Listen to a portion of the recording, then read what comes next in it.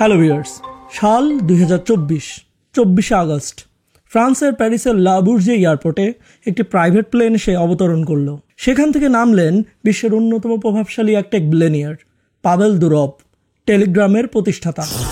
কিন্তু প্লেন থেকে নামার সাথে সাথেই ঘটলো এক অবিশ্বাস্য ঘটনা। তার জন্য অপেক্ষায় ছিল ফরাসি পুলিশ। ঘটনাস্থলেই তাকে গ্রেপ্তার করা হলো। কিন্তু কেন? যে মানুষটি রাশিয়ার প্রেসিডেন্ট ভ্লাদিমির পুতিনকে বুড়ো আঙ্গুল দেখিয়ে নিজের দেশ রাশিয়া ত্যাগ করেছিল, যিনি হয়ে উঠেছিলেন ডিজিটাল স্বাধীনতার এক প্রতীক, তাকেই কিনা ফ্রান্সের মতো একটা গণতান্ত্রিক দেশ অ্যারেস্ট করলো। কোন অভিযোগে? অভিযোগগুলো শুনলে আপনি রীতিমতো চমকে উঠবেন। ড্রাগ পাচার, মানি লন্ডারিং, এমনকি শিশুদের নিয়ে আপত্তিকর কন্টেন্ট ছড়ানো, সব মিলিয়ে মোট 12টি ভয়ঙ্কর অভিযোগ।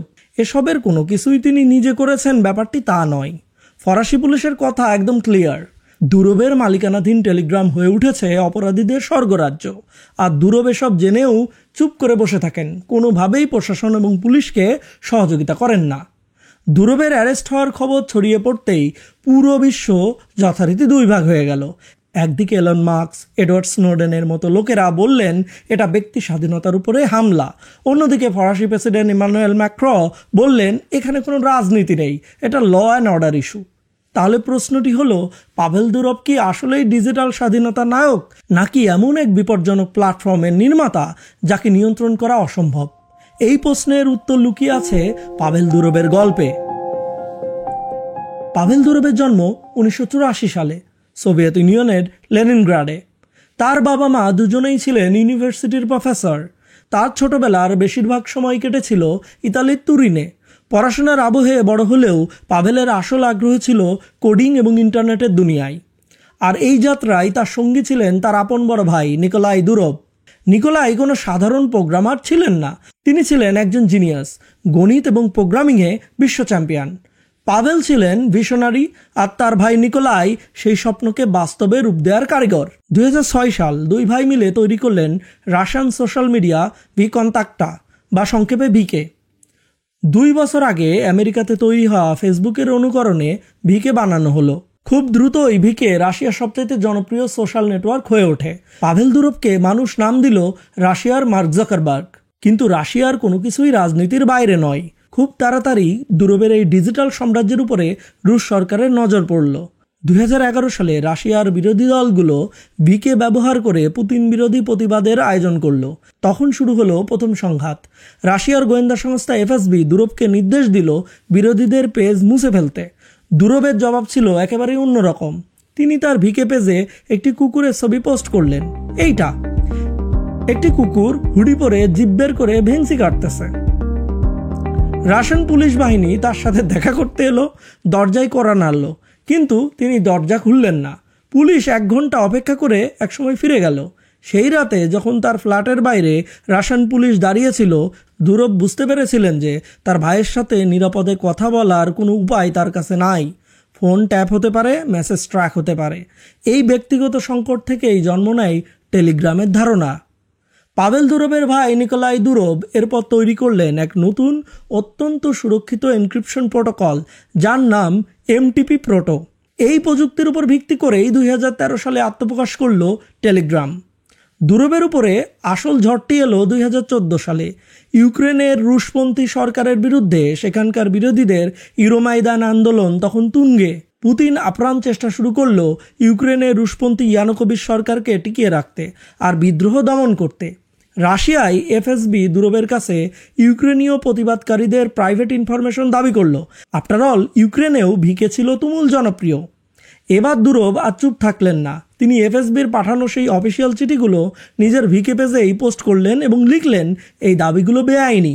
তিনি বললেন ইউক্রেনের লক্ষ লক্ষ ভিকে ইউজার আমাদের ট্রাস্ট করে, তাদের তথ্য রাশিয়ান অথরিটির হাতে তুলে দেওয়াটা হবে বিশ্বাসঘাতকতা। এই একরোখা মনোভাবের ফল হলো মারাত্মক। পুতিন সরাসরি ভিকে দখল করার খেলায় নামলো। আড়াল থেকে কলকাঠি নাড়তে শুরু করলো পুতিনের ঘনিষ্ঠ 2 অলিগার্ক, ইগোর সেচিন এবং আলিশার ওসমানভ। ভিকের শেয়ার হোল্ডাররা তাদের শেয়ার বিক্রি করে দিল এমন সব কোম্পানির কাছে যাদের নিয়ন্ত্রণ ছিল পুতিনের হাতে। দুরভ বুঝতে পারলেন তার খেলা শেষ। তিনি তার নিজের কোম্পানি সিইও পদ থেকেই বরখাস্ত হলেন। এরপর দুরভ রাশিয়া ছেড়ে চলে গেলেন আর প্রতিজ্ঞা করলেন তিনি আর কোনোদিন দেশে ফিরবেন না। তিনি বললেন, আমার কোম্পানি পুতিনের সহযোগীরা দখল করে নিয়েছে। ক্রেমলিন চেয়েছিল রাশিয়ার ডিজিটাল দুনিয়ার উপরে পূর্ণ নিয়ন্ত্রণ, আর দুরব ছিলেন সেই পথের সবচাইতে বড় কাঁটা। তাই তাকে সরানো ছাড়া আর কোনো উপায় ছিল না। রাশিয়া থেকে বিতাড়িত হয়ে দুরব নিঃস্ব হয়ে যাননি। দেশ ছাড়ার আগেই তিনি প্রায় $300 মিলিয়ন সুইস ব্যাংকে সরিয়ে ফেলেছিলেন এবং সেন্ট কিটস ও নেভিসের নাগরিকত্ব কিনে নিয়েছিলেন। দুরবের মাথায় তখন একটাই চিন্তা, টেলিগ্রামকে এমনভাবে গড়ে তোলা যাতে কোনো সরকার চাইলেও নিয়ন্ত্রণ করতে তা না পারে। তখন টেলিগ্রামের আসল চমক ছিল দুই ভিন্ন ধরনের চ্যাটিং সিস্টেম। এক হলো সিক্রেট চ্যাট, যা এন্ড টু এন্ড এনক্রিপশনের মাধ্যমে সুরক্ষিত। টেলিগ্রাম অথরিটি চাইলেও এসব মেসেজ দেখতে পারে না। আরেকটি হলো ক্লাউড চ্যাট। এটা ইউজারদের জন্য একটা আনলিমিটেড ডিজিটাল ভল্ট, অনেকটা আপনার নিজের গুগল ড্রাইভের মতো পার্সোনাল স্টোরেজ। এর সুবিধা দুইটি। এক হলো আপনার ফোনের বিন্দুমাত্র স্টোরেজ খরচ না করে সব মেসেজ, ছবি এবং ফাইল টেলিগ্রামে আপনার নিজস্ব ক্লাউডে জমা রাখতে পারবেন। আর দুই, আপনি যে কোনো ডিভাইস থেকে লগ ইন করলেই আপনার সব ডেটা সাথে সাথেই পেয়ে যাবেন। ফোন হারালেও আপনার ডেটা হারাবে না। এই ক্লাউড ফিচারটি ছিল স্পেশাল। আবার এই ফিচারটি টেলিগ্রামের জন্য পরে মাথা ব্যথার কারণ হয়ে দাঁড়ায়, কারণ সরকারগুলো জানতো যে ব্যবহারকারীদের ডেটা টেলিগ্রামের সার্ভারে জমা আছে। তবে শুধু সিকিউরিটি আর ক্লাউড নয়, টেলিগ্রাম তখন এমন কিছু ফিচার নিয়ে এসেছিল যা একে মেসেজিং অ্যাপ থেকেও বড় একটি শক্তিশালী প্ল্যাটফর্মে পরিণত করেছিল। টেলিগ্রামের আসল সুপার পাওয়ার ছিল এর কমিউনিটি ফিচারগুলো। প্রথমত, এর বিশাল গ্রুপ এবং চ্যানেল। অন্যান্য অ্যাপে যেখানে গ্রুপ ক্রিয়েশনের ক্ষেত্রে মেম্বার লিমিটেশন হাজারখানেক, সেখানে টেলিগ্রামে 2 লক্ষ সদস্যের সুপার গ্রুপ তৈরি করা যায়। শুধু তাই নয়, সাথে আছে আনলিমিটেড দর্শকের জন্য চ্যানেল সুবিধা, যা দিয়ে একটি মেসেজিং অ্যাপ মুহূর্তেই একটি মিডিয়া প্ল্যাটফর্মে পরিণত হয়। ফলাফল, খবর, সিনেমা থেকে শুরু করে বিভিন্ন অনলাইন কোর্স, সব কিছুর জন্য টেলিগ্রাম হয়ে উঠল অনেকের প্রথম পছন্দ। সর্বোচ্চ 2 GB সাইজের ফাইল পাঠানোর সুবিধা নিয়ে এলো টেলিগ্রাম, যা সে সময় হোয়াটসঅ্যাপ দিত না। আরেকটি সুবিধা হলো নিজস্ব ক্লাউড স্টোরের মতো নিজের ফাইলগুলো টেলিগ্রামের ক্লাউডে স্থায়ীভাবে রাখার সুবিধা। এছাড়াও আছে হাজারো বট, যা দিয়ে অ্যাপের ভেতরেই পেমেন্ট করা, গেম খেলা বা নতুন কিছু শেখার মতো হাজারো কাজ করা সম্ভব। সবচেয়ে বড় কথা, আপনি নিজের ফোন নাম্বার গোপন রেখে শুধু ইউজার নেম ব্যবহার করেই পাবলিক গ্রুপে কথা বলতে পারবেন। এই সব কিছু মিলিয়েই টেলিগ্রাম সাধারণ ব্যবহারকারীদের কাছে এক অবিশ্বাস্য প্যাকেজ হয়ে উঠেছিল। টেলিগ্রামের এই আকাশছোঁয়া জনপ্রিয়তা রুশ সরকারের জন্য হয়ে গেল বিরাট টেনশনের বিষয়। 2018 সালে রাশিয়া এক নতুন আইন পাশ করলো, যার নাম ইউরোভায়া আইন। এই আইন অনুযায়ী দেশের সব টেক কোম্পানি তাদের ইউজারদের ব্যক্তিগত ডেটা আর এনক্রিপশন কি সরকারি গোয়েন্দা সংস্থা এফএসবির হাতে তুলে দিতে বাধ্য। আর আইন পাশ হতেই এফএসবি একদম আনুষ্ঠানিকভাবে টেলিগ্রামের কাছে তাদের এনক্রিপশন কি দাবি করে বসলো। কারণ হিসেবে তারা দেখালো সেন্ট পিটার্সবার্গে মেট্রো বিস্ফোরণের ঘটনাকে, যেখানে হামলাকারী সন্ত্রাসীরা নিজেদের ভেতরে যোগাযোগ করতে ব্যবহার করেছিল টেলিগ্রাম। দুরবের উত্তর ছিল একটাই, না। তিনি বললেন এটা রাশিয়ার সংবিধান পরিপন্থী। এরপরেই শুরু হলো এক অসম যুদ্ধ। 13 এপ্রিল 2018 মস্কোর এক আদালত রাশিয়ার ভেতরে টেলিগ্রাম ব্লক করার নির্দেশ দিল। রাশিয়ার ইন্টারনেট নিয়ন্ত্রণ সংস্থা ঝাঁপিয়ে পড়ল টেলিগ্রামকে বন্ধ করতে। কিন্তু তারা এমন এক অদ্ভুত পথ বেছে নিল যা দেখে সবাই হয়ে গেল অবাক। টেলিগ্রাম ব্লক করার জন্য তারা গুগল ক্লাউড এবং অ্যামাজন ওয়েব সার্ভিসের প্রায় 19 মিলিয়ন বা 1,90,00,000 আইপি অ্যাড্রেস ব্লক করে দিল।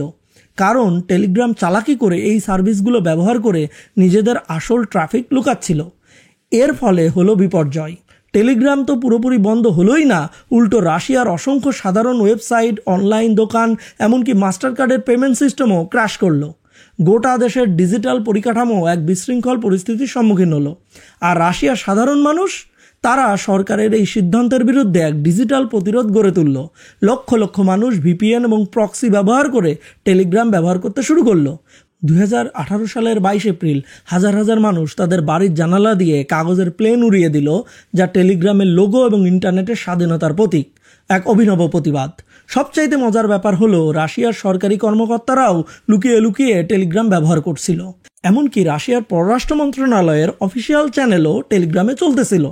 2 বছর ধরে এক ব্যর্থ চেষ্টার পর 2020 সালের জুন মাসে ক্রেমলিন অবশেষে হার মানল। রসকমনাৎজর আনুষ্ঠানিকভাবে টেলিগ্রামের উপর থেকে নিষেধাজ্ঞা তুলে নিল। সরকার যে অ্যাপটাকে দমন করতে চেয়েছিল সেই অ্যাপটা রাশিয়ায় আরও দ্বিগুণ জনপ্রিয় হয়ে গেল। এছাড়াও রাশিয়ার সাধারণ মানুষ শিখে গেল কিভাবে সেন্সরশিপ ফাঁকি দিয়ে এসব ইউজ করতে হয়।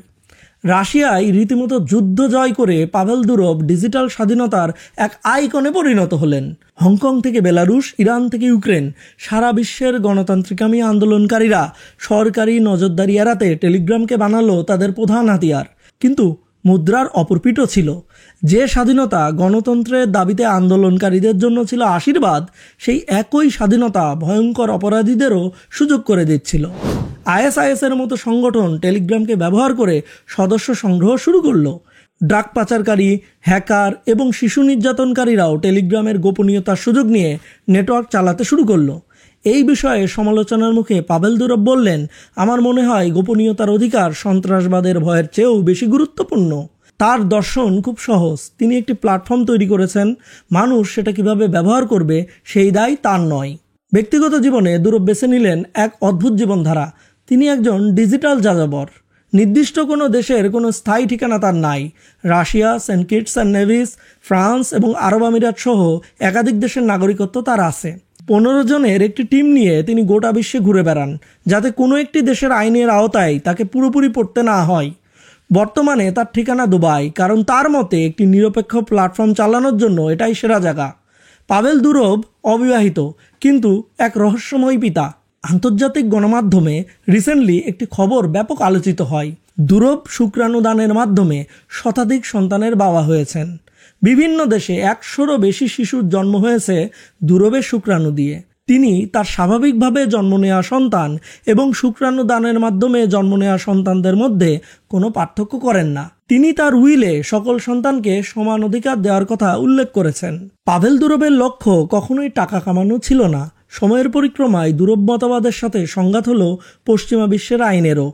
ফ্রান্সে গ্রেপ্তার হওয়াটা ছিল সেই সংঘাতেরই প্রতীক। ফ্রান্স পাভেল দুরভের কাছে টেলিগ্রামের এনক্রিপশন কি চায়নি, যেমনটি চেয়েছিল রাশিয়া। ফ্রান্সের অভিযোগ ছিল দুরভ একজন সিইও হিসেবে তার প্ল্যাটফর্মে চলা অপরাধ থামাতে ব্যর্থ হয়েছেন এবং আইন প্রয়োগকারী সংস্থাকে সাহায্য করতে অস্বীকৃতি জানিয়েছেন। এটা সেন্সরশিপের ইস্যু না, এটা প্ল্যাটফর্মের দায়বদ্ধতার ইস্যু। পাভেল দুরভ এক জটিল ধাঁধার নাম। তিনি রাশিয়াতে পুতিন সরকারের বিরুদ্ধে দাঁড়িয়েছিলেন। আবার তিনিই এমন একটি সিস্টেমের নির্মাতা যা অন্ধকার জগতের অপরাধীদের শক্তিশালী করে তুলেছে। তার গল্প আমাদের এক কঠিন প্রশ্নের সামনে দাঁড় করিয়ে দেয়। ডিজিটাল দুনিয়ার আসল স্বাধীনতা মানে কি, আর সেই স্বাধীনতার জন্য আমরা কতটুকু মূল্য দিতে প্রস্তুত। তো আজ এ পর্যন্তই। এমন কোনো ইন্টারেস্টিং ভিডিও দেখতে হলে চ্যানেলটি সাবস্ক্রাইব করতে ভুলবেন না। ধন্যবাদ।